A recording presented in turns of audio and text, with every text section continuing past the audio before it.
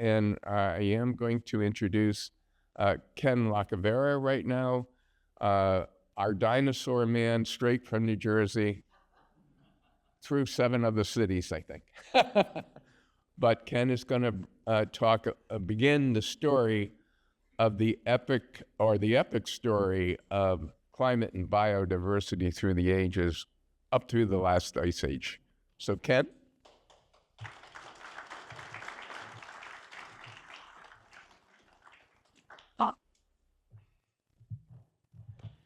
Thank you, Bob. Glad to be back here, and particularly delighted that the focus is on biodiversity this year. The climate crisis does get some attention, not enough. The biodiversity crisis gets very much less and is very important. You will almost never hear me say climate crisis without following up with biodiversity crisis. Those two things are linked and they go together. Meet the fringe-limbed tree frog from the cloud forests of Panama, a remarkable little creature that has parasols on its feet and hands that allows it to glide from treetop to treetop across the misty forest canopy. And like all organisms, we can trace its lineage back to the last universal common ancestor, a microbe that existed about 3.8 billion years ago. And if we go back to that first ancestor and trace the lineage forward, then we can develop a natural history for the species. So when we do that,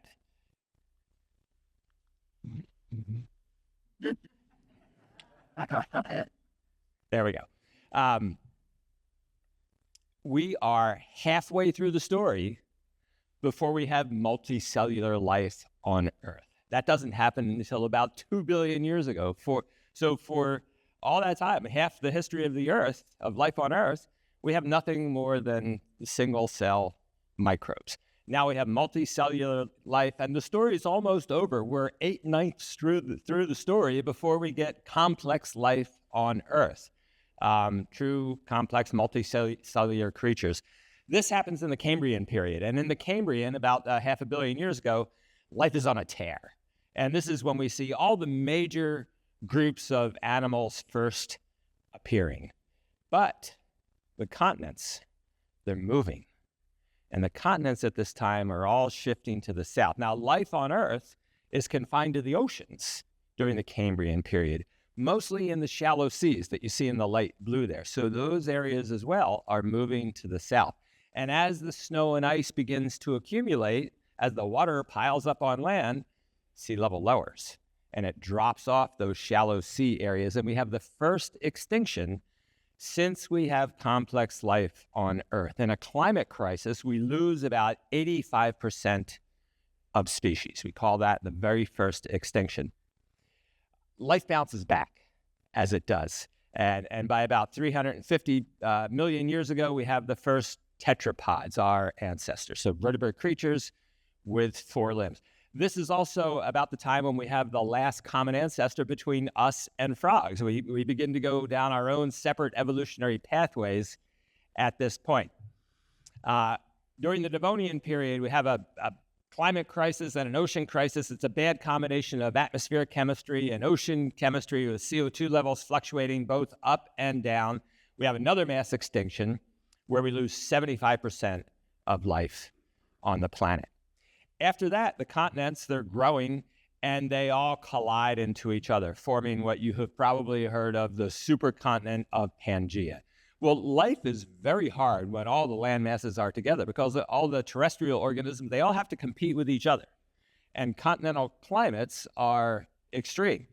And then giant volcanic fissures in what is now Siberia open up, issuing forth the vast quantities of greenhouse gases. And it results in the worst mass extinction events since there's been complex life on Earth. We lose more than 90% of species. Complex life on planet Earth nearly goes out of business at the end of the Permian period, about 250 million years ago. But as life does, it bounces back. In the Triassic, we get the first true frogs here. And then there's another round of volcanism, another round of those fissures in Siberia opening up, and then the Atlantic Ocean starts to open up, and that's the big driver of the next one. It issues forth, again, huge quantities of greenhouse gases. We have another mass extinction at the end of the Triassic period. We lose 75% of species. And now we're in the famous Jurassic period, right? This is when dinosaurs really begin to become the things that you think of as dinosaurs. And so they get big in the Jurassic, and they're on every continent, and they get very biodiverse. And, you know, you never see this in the paintings, but the frogs, they were there for every minute of it. And so the dinosaur world is just going great. And now we're in the Cretaceous period, and an asteroid hits the Earth. A chance cosmic collision 66 million years ago. And it wipes out the dinosaurs and 75% of species. And when paleontologists and geologists first recognized dinosaurs as a thing, and it's not very long ago, it's 1842, they can see right away that they were here at a certain point. They persisted for some interval, and then poof, they were gone. And nobody had any idea why. And crackpot theories abounded. Maybe us mammals, maybe we ate all their eggs, our little mammalian ancestors. Maybe sex determination in dinosaurs was temperature dependent like it is in crocodiles, and it got too hot to make males or too cold to make females, like everywhere at once. I don't know. There was a published paper, and I had to look this up to confirm that it was literally a published paper that goes something like this. When one considers the purgative effect of fern oils, perhaps all the ferns died out, and the dinosaurs, they died of constipation. Now, when that's your explanation, you know you're on the wrong track, right? So then in 1980, another seemingly wacky hypothesis was published by Walter and Louise Alvarez. Louise was a Nobel-winning physicist who worked on the Manhattan Project. Walter was his geologist son at the University of Berkeley. They noticed working in sedimentary beds in Gubbio, Italy, that there was this white clay layer. Walter took some back to his lab, did an elemental analysis of it, found that it was replete in the element iridium. Iridium is a platinum. It's very, very rare in the crust of the Earth because it's heavy. It fell to the center of the Earth when the Earth was forming. In an asteroid, there's no place to fall to. So an asteroid basically records the bulk composition of the solar system. And so they published a paper, probably didn't help themselves with the title, which was something like an extraterrestrial cause for the extinction of the dinosaurs. But they published that in 1980. Paleontologists actually hated the idea. And they said, okay, well, where's the crater? Well, the crater was found and published in 1991 off the Yucatan Peninsula in the Gulf of Mexico. And then we kind of had this murder mystery. We had the theory of the crime. We had the smoking gun. But people would ask, well, okay, where are the bodies? And so a worldwide search starts for the bodies. And I myself, I look for this layer with the fossils in it. And I look for it in North Africa and in Patagonia and in the Gobi Desert and in the foothills of the Himalayas and in Montana and Wyoming. And then finally, I find what I'm looking for in this quarry behind the Lowe's in New Jersey.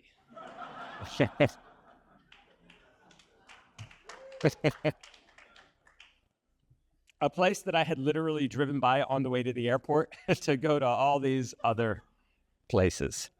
And so me and my crew over the last about 19 years now, excavating very methodically, meter by meter, mapping everything, have recovered over 100,000 fossils representing over 100 extinct species. Each of these individuals that you see here, a literal victim of the asteroid strike. And so we have the bodies. We see the evidence of the world's 5th mass extinction. And I can tell you, it's sobering. I have seen the apocalypse. I work in it every day.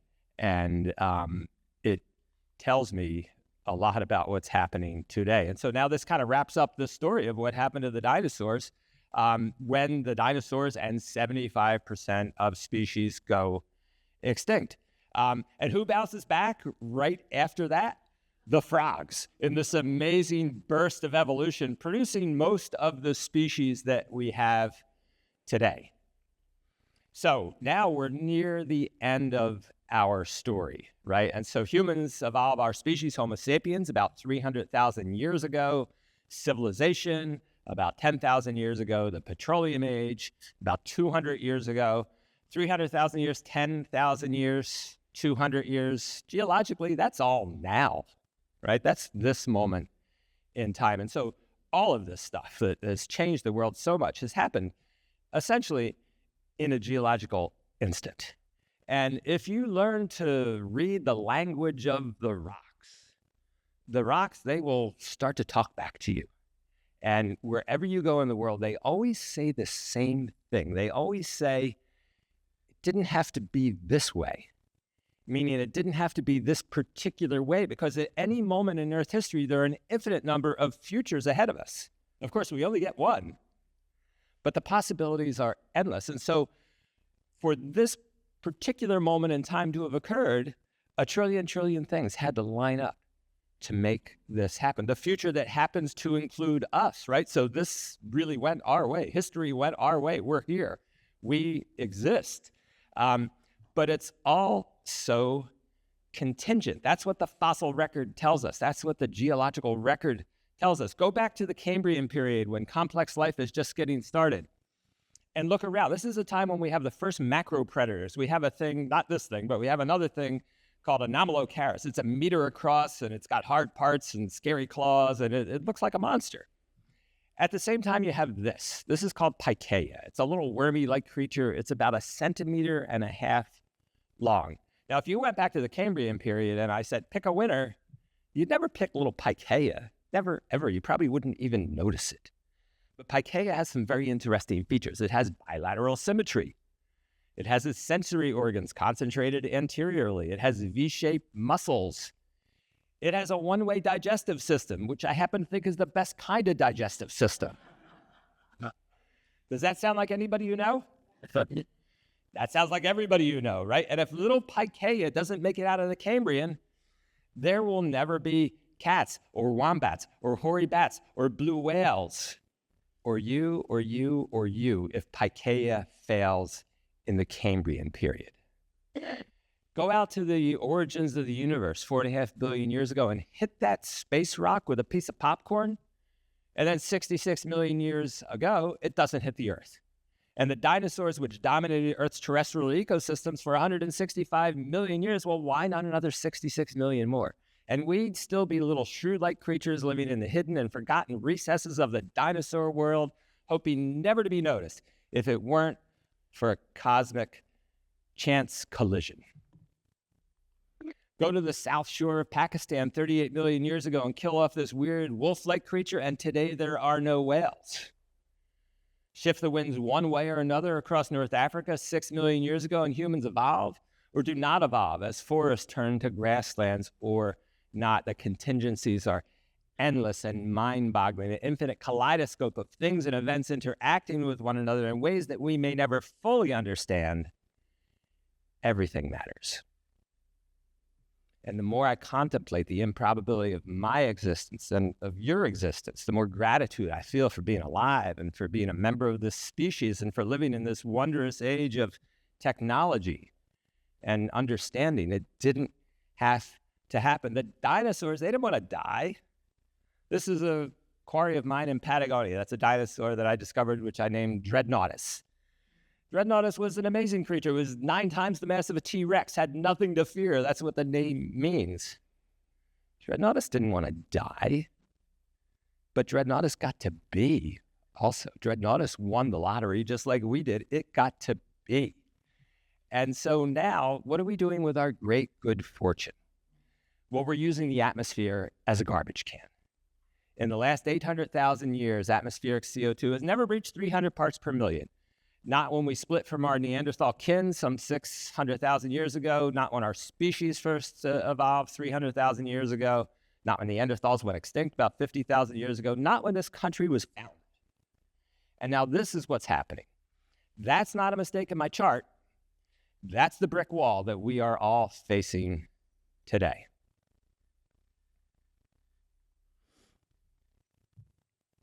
If you look at the rate of extinction, if you take the low estimate for the number of species and the lowest rate of extinction that you can find, we are losing about one species every other day. That's the low estimate, or a species every 13 minutes.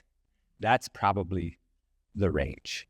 And the low estimate is probably not correct. So it's somewhere in between. If you look at the background rate of extinction for vertebrate animals over the last 2 million years, their extinction is to some degree a natural process, and it's part of evolution, but it's low. And organisms over time have gotten better and better at not becoming extinct, right? That's the biggest selection pressure. So if you look at the background rate of extinction over the last 2 million years, we've been losing about 9 big vertebrate species per century. Well, in the last century, we've lost 9, plus these, and these, and these. If you look at not species, but wildlife populations, this is from a World Wildlife Fund study. Since 1970, 73% of wildlife gone. How is that not on the front page of every newspaper every day? 73% of wildlife populations gone since 1970. That's a global average. If you look at just Latin America, it's 95%. Wildlife's almost gone in Latin America. It's shocking, and it's not talked about. If you look at the biomass of mammals on Earth, literally get the mammals and put them on a scale and see what they weigh. Humans and our animals now account for 96% of the biomass of mammals on Earth. All of the terrestrial mammals are 2%. All of the marine mammals are 2%. Go back a century or so ago, and those numbers are flipped. There's an insect apocalypse that's happening right now. We are losing insect populations globally by about 1% to 2% per year. We don't live without insects. We need insects for our food. We need insects for so many ecosystem services. If insects die, we die. There's something that sort of an informal measure. It's called the windshield effect. I've seen it when I was early in my career. I'd go out to places like Wyoming every summer, and I'd get a pickup truck, and I'd drive across the state. And you would have to stop every 20 minutes or so and get out of that pickup truck and squeegee the grasshoppers off your windshield so you could see. I was out in Wyoming a couple years ago for the eclipse, drove all the way across the state. I don't think a single bug hit my windshield. That's not good. Have you noticed this too? That is not good. We don't live if insects don't live. And there's some things we can do to help them that are really easy. I can talk about that later. Here's world population at about the start of the Roman Empire. Each dot here represents 1 million people. This is world population at about the start of our country. So look at those two. There's Roman Empire. There's 1776. Here's world population now. Start of our country now, Roman time. So 2,000 years roughly to that, and then 250 years from this to this. That's what's driving this, obviously. It's chewing up the land, it's the resources, it's the pollution.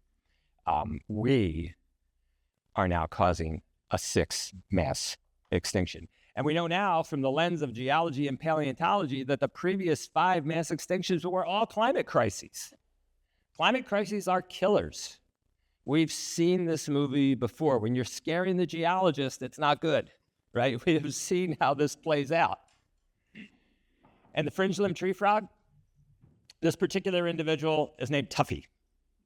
And Tuffy lived in the Atlanta Botanical Garden until the ripe old frog age of 12. When he died. Tuffy was the last of his species.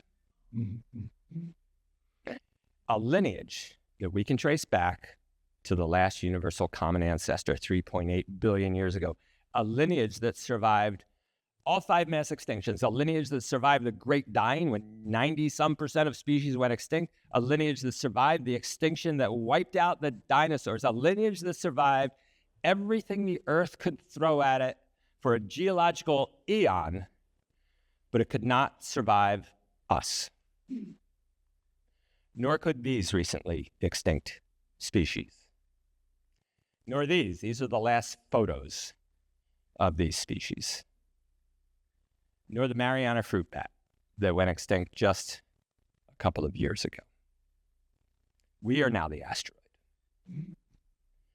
But we don't have to be. There's still time to act to avoid the worst of it. So what do? We now have to do the hardest thing that society has ever done. We have to rapidly decarbonize our economy, and we have to rapidly make space for the modern world, for the natural world. We have to rapidly make space for the natural world, and we have to do it all with very little time. Each of us has our own different capabilities. I get that. And here's what I have focused on. This site in New Jersey.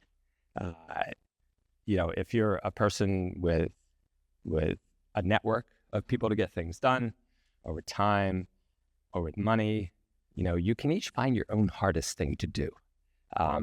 This is what I'm able to do because I'm essentially an overeducated ditch digger, right? I'm a paleontologist. But I've been working on this site for a long time. And what I wanted to do with this site was to use this lens of deep time, to use this lens into the fossil record to help contextualize this present moment in time, to help maybe inspire us to make some better choices in the future. And so I can report now, we have built the Edelman Fossil Park and Museum. When I spoke here last, it was under construction. And so this gorgeous building here, which is an $85 million project and about 45,000 square feet, has been open for 8 months. And people are loving it. People are learning a lot. I hope people are being inspired. One of the things that I am most proudest of is that it is one of the world's largest carbon net zero museums. And so we achieved this by having 72 250-foot geothermal wells for all of our heating and cooling. We use heat pumps. And right now we have a power purchase agreement for a source of renewable electricity. Soon we will have our own PV field, and we will be carbon negative at that point. When we were building this, we were New Jersey's largest carbon net zero building. Not a title I was precious of, a title I wanted to lose, right? And I was hoping we would soon be the 5th largest and the 10th largest and the 100th largest. And now there are a couple of buildings that are larger than this that are carbon net zero, which is great news. And we did this all with off-the-shelf technology. We didn't have to invent a thing. This technology exists right now. Every building that's built from this day forward could be carbon net zero if people simply had the will. And the ROI is great on this. It's like 6 or 7 years. There's no reason not to do this. Our exhibit galleries feature the dinosaurs and other prehistoric creatures that existed on the East Coast at the end of the Cretaceous period. All the dinosaurs were here as well. They just don't get the attention, but this makes it really local and personal for people. Here's our giant 55-foot mosasaur. In this gallery called Monstrous Seas, everything in this gallery was found on the property. And during the Cretaceous period, it was an ocean. So statistically, it's almost a certainty that something like a mosasaur of that size was in that location at some time. So it's very, very immersive there. And then we go into the gallery of extinction and hope. And the first half of that is the 5th extinction, where we lay out our uniquely occurring evidence for the demise of the dinosaurs in 75% of species. And then we turn the corner. This is the heartbreaking 6th extinction wall here with recently extinct and critically endangered species. We talk about the climate crisis. We talk about the biodiversity crisis. And then we go into the hope gallery so as not to leave people in despair. We have sent camera crews all over the world filming 8 amazing individuals doing incredible things to push back on the climate crisis and the biodiversity crisis. Each of these protagonists urges the visitor to act now. And the way you act now is when you come into the museum, you get a little card. It's called the Explorer Key. It has an RFID tag in it. It allows you to interact with various things in the museum. But at this point, you can interact with the Act Now kiosks, and you can bookmark local, national, and global organizations. You can find an event to attend. You can get a reading list and a viewing list, or you can get a list of things that you can do at home. You don't have to remember your choices. You get your own web page set up on our website when you register. All that stuff goes there. you get an email reminder, and so you are all set up to make positive change in the world before you walk out the doors of the museum. Our basic thesis is this, is that people love what they know and people protect what they love. And so we are trying to connect people to this wondrous, amazing planet that we have so that they fall in love with it, so that they are later inspired to protect it. And so our motto at the Edelman Fossil Park and Museum is discover the past and protect the future. I like to say it's a dinosaur museum that's more about the future than it is the past. And in closing, before I take questions, I'd like to just think about this. When the Apollo astronauts first circled the moon, in Apollo 8, astronaut Bill Anders, he took this picture, this famous Earthrise picture, sometimes credited with launching the environmental movement. And he said, we came all this way to explore the moon, and we discovered the Earth. Because in this picture, you can really see us for what we are, right? We can see this planet is this precious, little, lonely, rocky lifeboat in space. And it's all we have. And it's all we're ever going to have. Sorry, Elon, we're not going to put 1 million people on Mars. Do you know why? Because Mars is terrible, right? Mars doesn't have stuff like drinkable water and a breathable atmosphere and niceties like a magnetosphere to protect us from the sun's deadly radiation. We have all that right here on this lovely little planet that we are exquisitely adapted to, right? There's no planet B. We have to save this planet, our planet, the only planet we are ever going to have. Think about this. If you and maybe 5 or 6 other people are in a little lifeboat in the middle of the Pacific Ocean, how much are you going to care for that lifeboat? How much are you going to think about it? How much are you going to dote on it? How often will you monitor it? How quick would you be to repair the damage to that lifeboat? How much would you love that lifeboat? That's our situation. That's exactly our situation. It's no different. The biosphere, if you go down to the bottom of the Marianas Trench to the top of Mount Everest, that's about 12 miles. Yeah. Take an egg and look at the eggshell, and then take half of that eggshell away, and then take another half away, and what's left, take 40% of that away. That's the thickness of the biosphere to the Earth. It's very thin. It's just this little thin patina of life. It's not much, and it's easy to damage. And that's all that separates us from deadly conditions up and down. That's it. That's what we have in the solar system. That's what we have in the universe. That's all we have. Our situation is this. We're on a little lonely lifeboat in space, and all we have is this planet, its biosphere, its atmosphere, its hydrosphere, and each other. And that's all we are ever going to have. Thank you very much.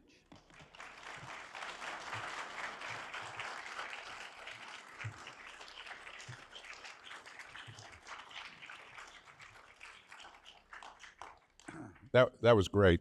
Thank you. Very riveting. I have a curious question. How did the discovery, or what did you discover in New Jersey that confirmed the asteroid?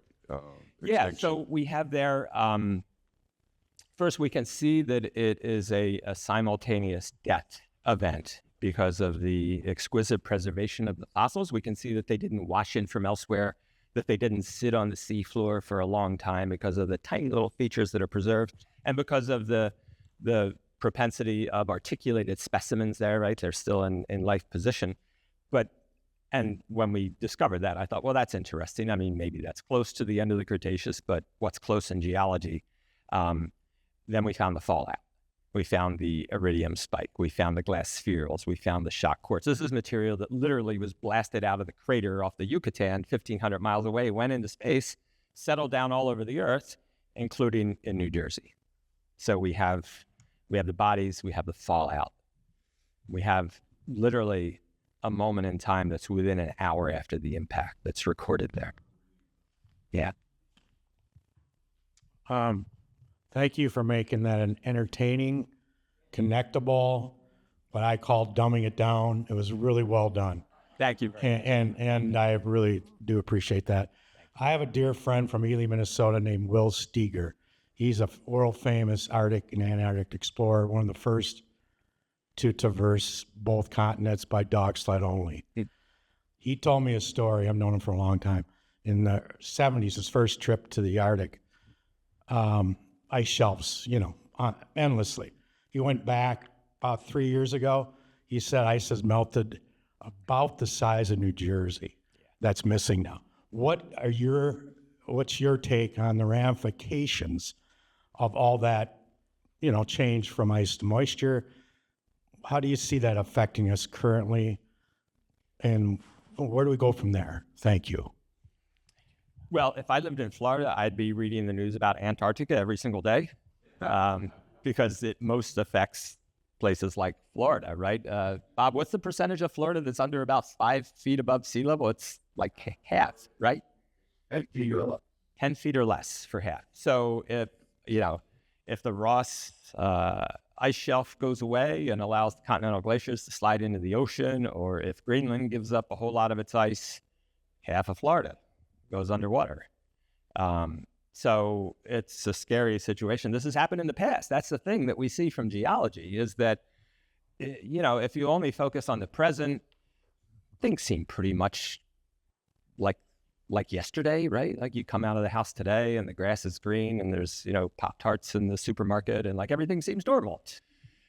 But we are not evolved to perceive threats that occur over years or decades, right? I mean, our evolutionary senses, our senses evolved to really pay attention to threat, food, and mates, right? And we're really good at perceiving those things. But threats that occur over the long time, even just years, they're kind of invisible to us. When I was a kid growing up in New Jersey, I used to play hockey on the ponds every single winter. Right? That was just the thing. We knew we were going to play hockey in the winter on the ponds. My son is now 18. I've never been able to have him on a pond in his life in the same place. But it's hard for humans, I think, to perceive threats like that. And what I would say about, the outlook on this is that, it's dire. It's dire. But I also think that hope is a choice. Right? And I wake up every day deciding to be a hopeful person. And I would not say that as a scientist that I have empirically derived hope, but I choose to be hopeful because, if you're in that little lifeboat in the middle of the Pacific Ocean, you're not going to go, well, we're screwed. I'm just going to sit here until I die. Right? No, you're going to do something about it. You're going to do whatever you can. And that's our situation. So all of you and all of our fellow Earthlings, think about what you can do as an individual. It varies for everybody, right? If you're a struggling single parent working an extra job, well, maybe there's not a lot you can do, but small changes do add up, and voting is a powerful force, and you can do that. But again, if you've got time, if you've got money, if you've got a network, if you've got knowledge, then find that thing personally that you can do. That's the hardest thing that you can do, because we need you to do the hardest thing that you can do right now, because we are nearly out of time. Yeah, I had a question, please. Could you briefly summarize the time in geologic history when the level of CO2 in the atmosphere was comparable to where we're going now, basically 2 degrees Celsius above pre-industrial. And there was a time when this was happening, and also then what the sea level rise was at that time. Mm-hmm. Yeah, so let me make a really important distinction. It's not the levels, it's the rate. It's the rate. It's not the levels that we are at, it's the rate of change, right? And so sea level has been much higher in the past, right? In the Cretaceous period, CO2 levels were much higher. Sea level was so high that an intercontinental seaway flooded the middle of North America. The ocean was so high that it went from the Gulf of Mexico through the middle of North America to the Arctic Ocean. So during the end of the time of the dinosaurs, North America is 2 big islands, one in the east, one in the west. So, and life was thriving. So it's not the levels that are the important part. It's the rate of change. I mean, think about the change that has happened because of the greenhouse gases that we are pumping in the atmosphere. That's happened over the last, say, 150 years. 150 years is the lifetime of like 1 or 2 oak trees, right? How can a species evolve within the life of an individual? It can't, right? That's not what natural selection is, or the life of 2 individuals. So if you're an oak tree, if you're a mangrove environment, if you're a whale, this is all happening instantaneously as far as you are concerned, right? It's the same as an asteroid impact, right? The asteroid impact, the effects of that unfolded, the worst of it, within the first hour. And then in the days, weeks, and maybe even some years, it's basically instantaneous. And so is this. When I was teaching as a professor, I used to try to use analogies that my students would relate to. So I would say, all right, what would be the effect on you if you drank a 6-pack of beer over the next 10 years? Nothing. How about in the next 20 minutes, right? A lot. And so that's essentially what's happening. It's not that we have the highest levels of CO2 in Earth history. It's not that we have the highest sea levels in Earth history. But we do have the greatest rate of change. The only thing that looks more dramatic than this is when an asteroid wiped out the planet. But as far as those other times when volcanoes issued forth CO2, or there was a big event at the end of the Paleocene epoch, we've accelerated and surpassed those rates of change now, which is the super scary part. Okay, last question right here. Yes. First, just what a delightful presentation. It's just really hard not to fall in love with our ancestors. And it's truly beautiful, and the connection to deep history of our planet. I'm curious, we don't ever mention past heat, that which came before the fire, and which came before that fire, the fossil fuels. And as I understand it, they were grown on Pangea. Took 60 million years to grow that stuff, 300 and some million years ago. Could you speak to the fossil nature of the fuels that are now driving human society, human economy, and the craziness of our absolute crashing biodiversity, of which we are one part? Yeah, fossil fuels are literally that. They are literally fossils. Depending on the type of fossil fuel, they tend to be from different periods in Earth's history. Coal mostly comes from the aptly named Carboniferous period, about 300 million years ago. This is a time when we get the world's first forests. And what is happening then is that the rest of the ecosystem kind of hasn't caught up. We don't have things like termites to degrade the wood after the trees die. So that those trees, they die, they fall over, they just accumulate and they get buried. And we end up with these huge carbon deposits underground, and with a little bit of heat and pressure, they get squeezed into various, types of coal. And so most of that comes from that time period. Most of the oil and natural gas that we use comes from the Mesozoic era, the time of the dinosaurs. Dinosaurs did not turn into petroleum. That is a huge, widely held misconception, right? There would never be enough dinosaurs to turn into the petroleum that we have. I've seen a meme online that if oil comes from dinosaurs and plastic is made from oil, then plastic dinosaur toys are made from dinosaurs. That's not true. Okay.